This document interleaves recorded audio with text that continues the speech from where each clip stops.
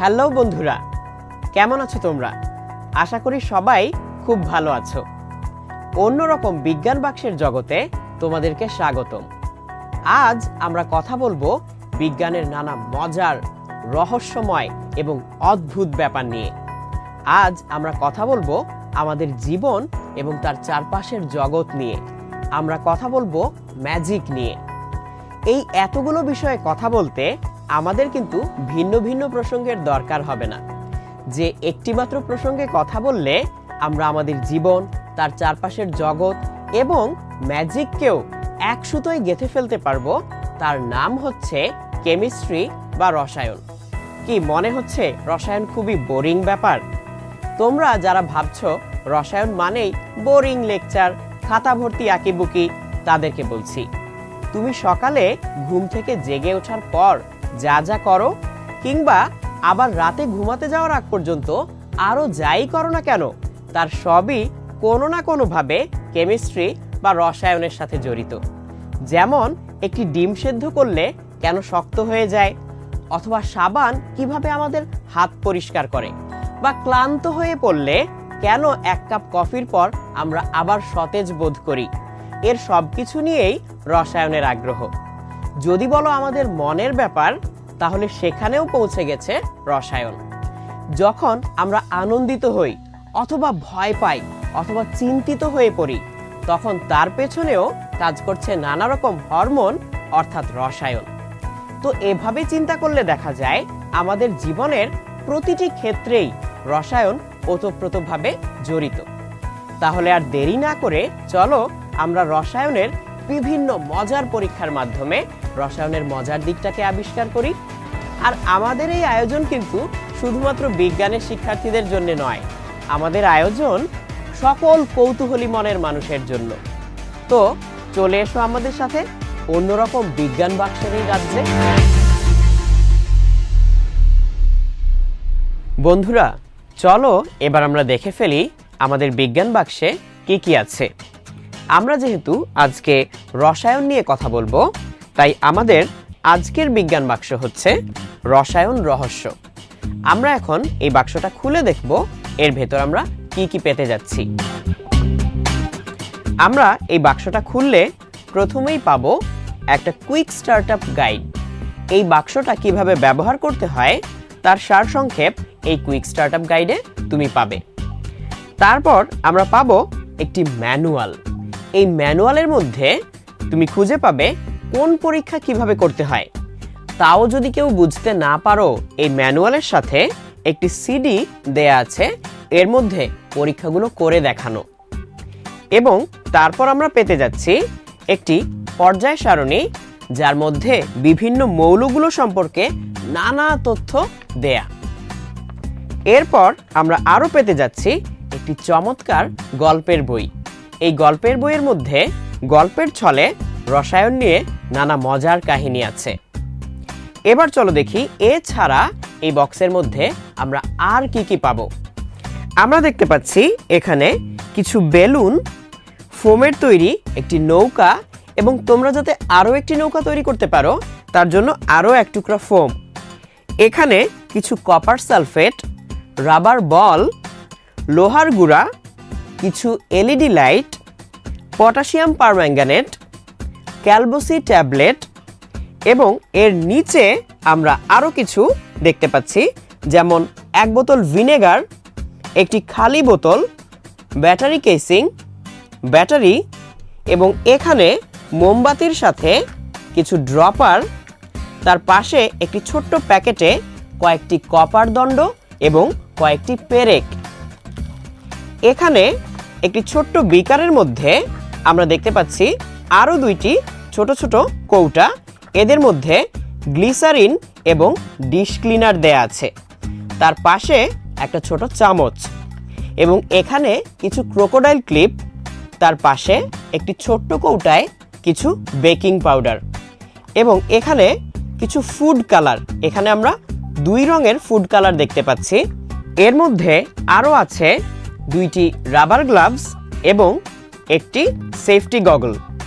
এই সেফটি গগলটি কেন দরকার? কারণ রসায়নের বিভিন্ন পরীক্ষা করার সময় যদি চোখে চলে আসে তাহলে চোখের ক্ষতি হতে পারে, তাই আমরা সবসময় চেষ্টা করব এই সেফটি গগল চোখে দিয়ে পরীক্ষাগুলো করার।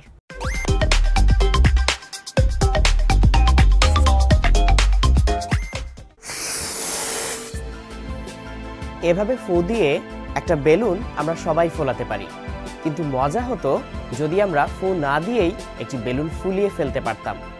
আমরা এখন ঠিক তাই করতে যাচ্ছি একটি রাসায়নিক বিক্রিয়ার মাধ্যমে। এই পরীক্ষাটি করতে আমাদের লাগবে একটি ছোট বোতল, একটু ভিনেগার, একটু বেকিং পাউডার এবং একটি ছোট্ট ফানেল। আমি এখানে একটি প্লাস্টিকের ফানেল ব্যবহার করছি, তোমরা চাইলে কাগজ দিয়ে এরকম একটি ফানেল তৈরি করে নিতে পারো। তাহলে চলো দেখা যাক কিভাবে আমরা রাসায়নিক বিক্রিয়ার মাধ্যমে একটি বেলুন ফোলাতে পারি। আমি একটি ছোট্ট কৌটার মধ্যে 10 ড্রপার পরিমাণ ভিনেগার নিয়ে নিয়েছি। এই ভিনেগারের সাথে বেকিং পাউডারের বিক্রিয়া হলে সেটা গ্যাস তৈরি করবে এবং তার ফলে বেলুনটি ফুলে উঠবে। সেজন্যে আমি বেলুনের ভেতরে কিছু বেকিং পাউডার আগে নিয়ে নিচ্ছি।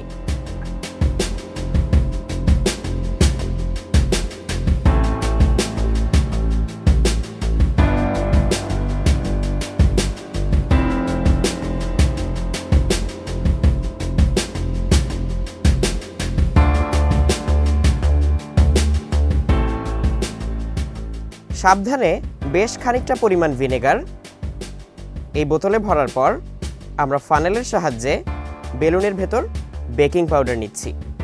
যদি ফানেল দিয়ে বেকিং পাউডারটা আপনা আপনি নিচে না নেমে যায়, একটা ছোট্ট কাঠির সাহায্যে একটু খোঁচা দিলেই বেকিং পাউডারটা আস্তে আস্তে বেলুনের ভেতর ঢুকে যাবে। আমি আরও একটু বেকিং পাউডার নিয়ে নিচ্ছি। এখন এই বেলুনের ভেতর কিছু বেকিং পাউডার আছে এবং এই বোতলে কিছু ভিনেগার। এদের বিক্রিয়ার ফলে কার্বন ডাইঅক্সাইড গ্যাস উৎপন্ন হবে এবং এই বেলুনটি ফুলে উঠবে। আমি বেলুনের মুখটাকে শক্ত করে বোতলের মুখে আটকে দিচ্ছি। খেয়াল রাখবে যাতে চারদিক থেকে এটা খুব শক্তভাবে আটকে যায় এবং কোনো ছিদ্র না থাকে।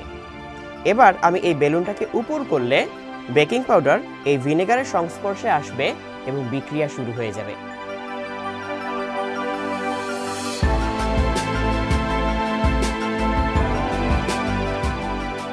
তাহলে দেখো বন্ধুরা, বিক্রিয়া এর মধ্যেই শুরু হয়ে গিয়েছে এবং বোতল থেকে গ্যাস বেরিয়ে আমাদের বেলুনকে ফোলানো শুরু করেছে। কিছুক্ষণ রেখে দিলেই এই বেলুনটি বেশ বড় হয়ে ফুলে উঠবে। আর এভাবে আমরা রাসায়নিক বিক্রিয়ার মাধ্যমে ফু না দিয়েই একটি বেলুন ফুলিয়ে ফেলতে পারি।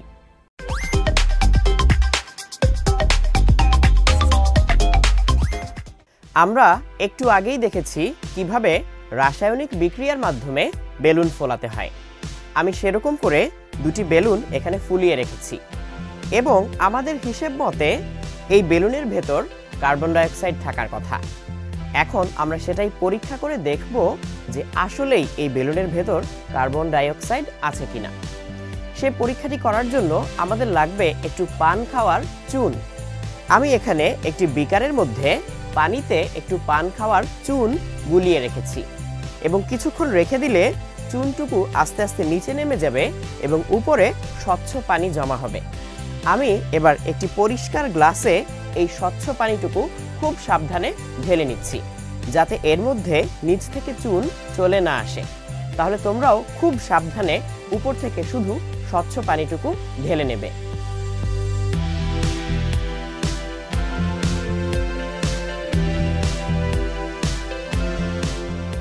দেখো বন্ধুরা, আমরা এই গ্লাসে এই বিকার থেকে স্বচ্ছ পানিটুকু ঢেলে নিলাম এবং যদি কিছু চুন চলেও আসে, তুমি যদি একটু অপেক্ষা করো তাহলে দেখবে উপরের পানিটুকু স্বচ্ছ হয়ে গিয়েছে এবং যা চুন এই গ্লাসে চলে আসবে তা আস্তে আস্তে তলায় পড়ে যাবে।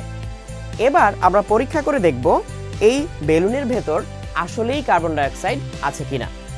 আমরা এই বেলুন থেকে গ্যাস যদি একটু একটু করে এই গ্লাসের পানিতে ছেড়ে দেই, তাহলে কার্বন ডাই অক্সাইড এই চুনের পানির সাথে বিক্রিয়া করে পানিকে ঘোলা করে ফেলবে এবং আমরা দেখতে পাবো যেখানে কার্বন ডাই অক্সাইড এই পানির সংস্পর্শে আসবে সেখানে পানিটা সাদা হয়ে যাবে বা ঘোলা হয়ে যাবে। যদি তাই হয় তাহলে প্রমাণ হয়ে যাবে যে হ্যাঁ, এই বেলুনের গ্যাস কার্বন ডাই অক্সাইড ছিল। তো আমি এখন এই বেলুন থেকে একটু একটু করে গ্যাস এই গ্লাসের পানিতে দেওয়ার চেষ্টা করব। এই কাজটা খুব সাবধানে করতে হবে, কেননা বেলুনকে ছেড়ে দিলে হঠাৎ করে গ্যাস পুরোটুকু পানিতে চলে আসতে পারে। আমাদেরকে এখানে একটু বাড়তি সতর্কতা অবলম্বন করতে হবে। আমি বেলুনের মুখটাকে আগে পানিতে ডুবিয়ে নিচ্ছি, এরপর খুব আস্তে করে আমি গ্যাসটা ছাড়ার চেষ্টা করব।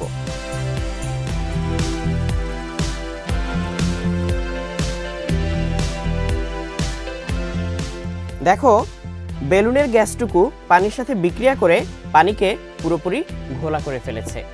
তার মানে প্রমাণ হয়ে যাচ্ছে এই বেলুনের ভেতর কার্বন ডাই অক্সাইড গ্যাস ছিল। এরপর আমরা আরও একটি পরীক্ষার মাধ্যমে নিশ্চিত হব যে এই গ্যাস আসলে কার্বন ডাই অক্সাইডই ছিল। আমাদের এই পরীক্ষাটি করার জন্য লাগবে আরেকটি খালি গ্লাস। এখানে আমরা আরেকটি বেলুন থেকে কার্বন ডাই অক্সাইড গ্যাস দেব এবং কার্বন ডাই অক্সাইড যেহেতু বাতাসের চেয়ে ভারী, তাই সম্পূর্ণ কার্বন ডাই অক্সাইডটুকু আস্তে আস্তে গ্লাসের তলায় জমা হবে। এবং আমি যদি একটি মোমকে তখন এই গ্লাসের ভেতর ঢুকিয়ে দেই, তাহলে কার্বন ডাই অক্সাইডের জন্য মোমের কাছে অক্সিজেন পৌঁছাতে পারবে না এবং মোমটি নিভে যাবে। যদি নিভে যায় তাহলে প্রমাণ হয়ে যাবে যে হ্যাঁ, এই গ্লাসের ভেতর কার্বন ডাই অক্সাইড ছিল। তাহলে আমি বেলুন থেকে খুব সাবধানে গ্যাসটুকু গ্লাসে ঢেলে নিচ্ছি।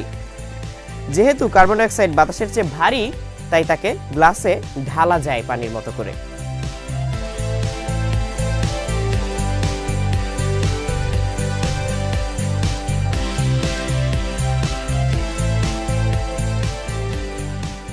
বেলুনের গ্যাসটুকু আমি গ্লাসে ঢেলে নিলাম।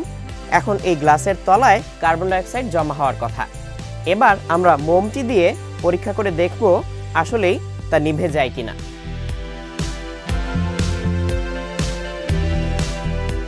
মোমটিকে গ্লাসের ভেতরে ঢুকাবার প্রায় সাথে সাথেই দেখা যাচ্ছে মোমটি নিভে গেল। কারণ কার্বন ডাই অক্সাইড বাতাসের চেয়ে ভারী হওয়ায় গ্লাসের তলায় জমা হবে এবং মোমকে ঢুকানোর সাথে সাথে মোম আর অক্সিজেন পাবে না, কারণ মোমের চারপাশে কার্বন ডাই অক্সাইড, তাই মোমটি নিভে গেল। তাহলে এই দুটি পরীক্ষার সাহায্যে আমরা মোটামুটি নিশ্চিত হয়ে গেলাম যে হ্যাঁ, আমরা বিক্রিয়া করে যে গ্যাস তৈরি করেছিলাম তা আসলেই কার্বন ডাই অক্সাইড ছিল।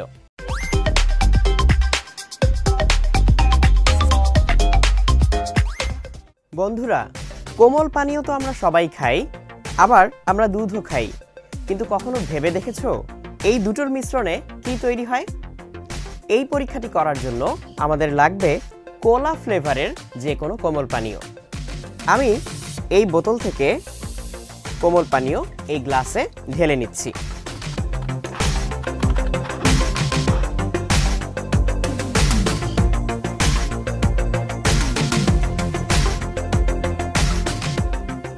আমাদের মোটামুটি আধ গ্লাস পরিমাণ হলেই চলবে। এরপর আমি একটি ছোট্ট চামচের সাহায্যে এখান থেকে 1 চামচ দুধ এই গ্লাসে ঢেলে দিচ্ছি।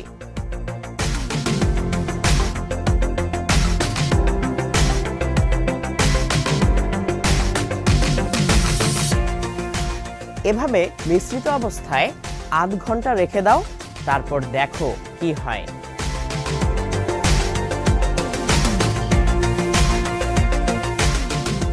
বন্ধুরা, মোটামুটি এখন আধ ঘন্টার মতো হয়ে গিয়েছে এবং এই আধ ঘন্টার মধ্যে এরা দুইজন বিক্রিয়া করে দেখা যাচ্ছে উপরে কিছু অংশ আলাদা দেখতে পাচ্ছি, মাঝখানে মোটামুটি স্বচ্ছ কিছু পানি এবং তার নিচে কিছু তলানি জমা হয়েছে আমরা দেখতে পাচ্ছি।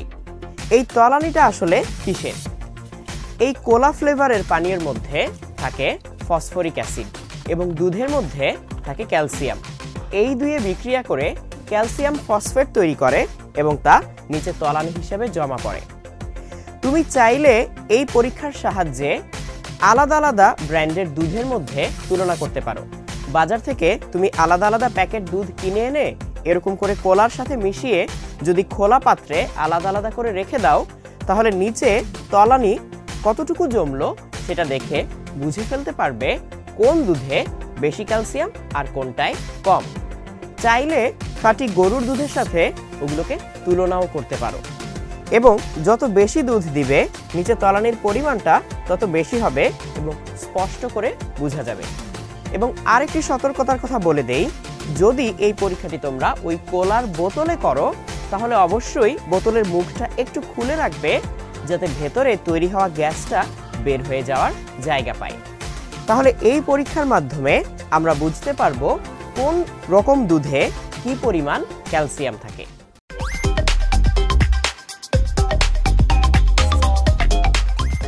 বন্ধুরা, আমরা এখন খুব মজার একটি পরীক্ষা করতে যাচ্ছি। আমরা এই প্লেটের পানিতে একটি ছোট্ট নৌকা ভাসাবো এবং সেই নৌকাটি চালানোর চেষ্টা করব। আমি এখানে ফোম থেকে কেটে একটি ছোট্ট নৌকা বানিয়ে নিয়েছি। সেটাকে যদি আমি এমনিতে পানিতে ছেড়ে দেই তাহলে দেখা যাবে নৌকাটি শুধু ভেসে থাকবে কিন্তু চলবে না। এবার এই নৌকাটিকে আমি শুকিয়ে নিচ্ছি। এখন আমি এই নৌকাটিকে চালানোর চেষ্টা করব ডিশ ওয়াশার দিয়ে।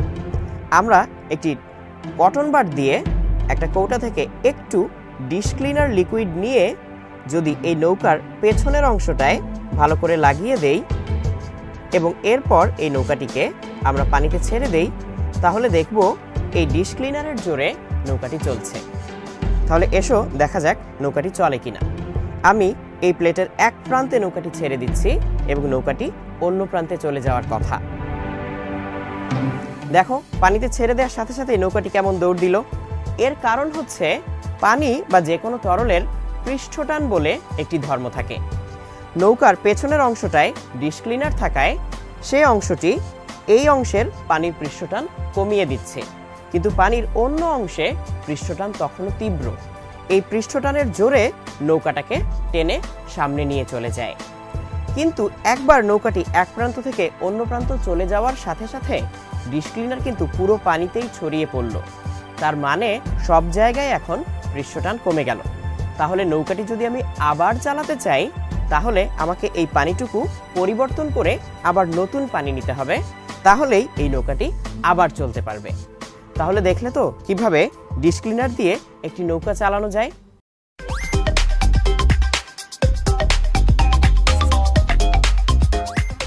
বন্ধুরা, আমরা ছোটবেলা থেকে শুনে এসেছি তেলে জলে কখনো মিশ খায় না। আমরা এখন সেরকমই একটি পরীক্ষা করতে যাচ্ছি। আমরা এখানে দেখব কার সাথে কে মেশে এবং কার সাথে কে মেশে না। এখানে একটি বিকারে আমি পরিষ্কার পানি নিয়েছি। এই পানির মধ্যে আমি প্রথমে একটু লবণ বিকারের পানিতে গুলিয়ে নিচ্ছি। আমি চামচ দিয়ে একটু লবণ নিয়ে বিকারের পানিতে ফেলে দিলাম এবং খেয়াল করলে দেখতে পাবে পানির নিচে লবণের দানা দেখা যাচ্ছে। এবার আমি যদি একটি চামচের সাহায্যে লবণটুকু গুলে নেই তাহলে ধীরে ধীরে লবণটা খুব ভালোভাবে পানির সাথে মিশে যাবে এবং আলাদা করে লবণের অস্তিত্ব আর বোঝা যাবে না। অর্থাৎ লবণ পানিতে দ্রবণীয়। লবণটা পানিতে দ্রবীভূত হয়ে যাওয়ায় দুটো মিলে একটা দ্রবণ তৈরি করে এবং আলাদা করে আর কারো অস্তিত্ব বোঝা যায় না। কিন্তু এই পরীক্ষাটাই যদি আমি পানি আর তেল নিয়ে করি তাহলে তেলের সাথে পানি মিশে যাবে না। এখানে আমার সামনে একটি গ্লাসে পরিষ্কার পানি আছে এবং তার পাশেই আরেকটি গ্লাসে কিছু সয়াবিন তেল। আমি এখন খুব সাবধানে সয়াবিন তেলটাকে পানির গ্লাসে ঢালার চেষ্টা করব এবং খেয়াল করলে দেখতে পাবে তেল যেহেতু পানির চেয়ে হালকা তাই তেলটুকু পানির উপরে আলাদা করে ভেসে থাকবে। আমি যদি এই লবণের মতো করে একটা চামচ দিয়ে সেটাকে গুলিয়েও দেওয়ার চেষ্টা করি সে আসলে পানির সাথে মিশে যাবে না। কিছুক্ষণ রেখে দিলেই তেলটা আবার পানির উপরে ভেসে উঠবে। তাহলে আমি এখন তেলটাকে পানির সাথে মেশানোর চেষ্টা করব।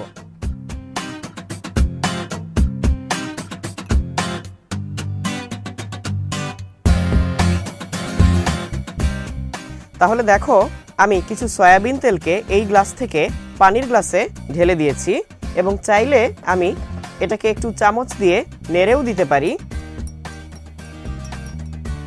কিন্তু নেড়ে দেওয়ার পরেও তেলটা পানির সাথে মিশে যাচ্ছে না। ভালো করে খেয়াল করলে দেখা যাবে পানির উপরে সয়াবিন তেল একটি আলাদা স্তর তৈরি করে ভেসে আছে এবং কোনোভাবেই এই পানিটাকে এই তেলের সাথে আসলে মেশানো যাবে না, কারণ পানি এবং তেল দুই রকম পদার্থ। পানি হচ্ছে পোলার যৌগ এবং তেল হচ্ছে অপোলার যৌগ। পানিতে লবণটা তাহলে গুলে গেল কিভাবে? লবণ যখন পানিতে মেশানো হয়, লবণের ভেতর সোডিয়াম এবং ক্লোরাইড আলাদা করে পজিটিভ এবং নেগেটিভ আয়ন তৈরি করে। পানীয় যেহেতু পোলার, অর্থাৎ পানির এক প্রান্ত একটু পজিটিভ এবং অন্য প্রান্ত একটু নেগেটিভ, তাই পানির সাথে লবণটা খুব সুন্দরভাবে মিশে যায়। কিন্তু তেল অপোলার হওয়ায় পোলার পানির সাথে মিশে যায় না। তাহলে তেলের সাথে কে মিশবে? তেল যেহেতু অপোলার, অন্য আরেকটা অপোলার কিছু তেলের সাথে মিশবে।